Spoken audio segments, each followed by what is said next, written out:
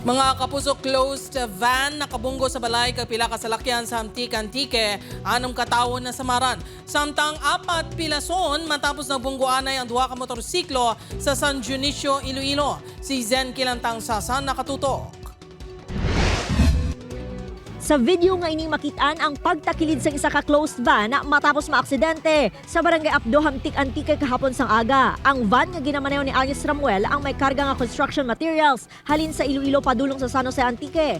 Nakabunggo ini sa nakaparada nga motorsiklo. Naulamid man ang isa ka salakyan kag de pasahero nga jeep. Dugang pasagin pangdala sa sini ang isa ka balay kag isa paig ka motor kag isa ka tricycle. Anong ka mga persona ang napilasan sa insidente? 4 sa mga inyang nakagwa na sa ospital samtang ang 2 ang padayon nga confined. Nadulano niya siya sa preno, no? Pagkalapot niya sa barangay na at isway nga nakabungguhin niya siya. Sa subong, ginahulat pa ang desisyon sa mga biktima kung napasaka sa reklamo batok sa driver.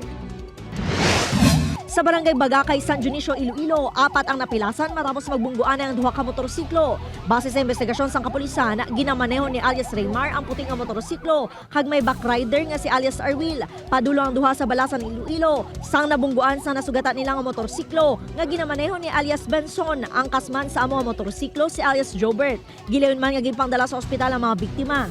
Doon gini sila kagabi. Ang resulta, aging dala sa Sara District Hospital.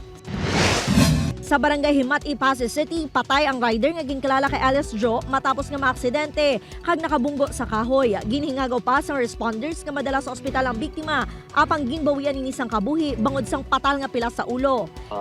May puno sang kahoy at tabog ang iyang alawas kag ang iyang motor. Probably nag-lost control din siya kag nagtama to sa kahoy kag Upoy kay Cirilo Randuque, Zen Kilantang Sasa, One Western Visayas.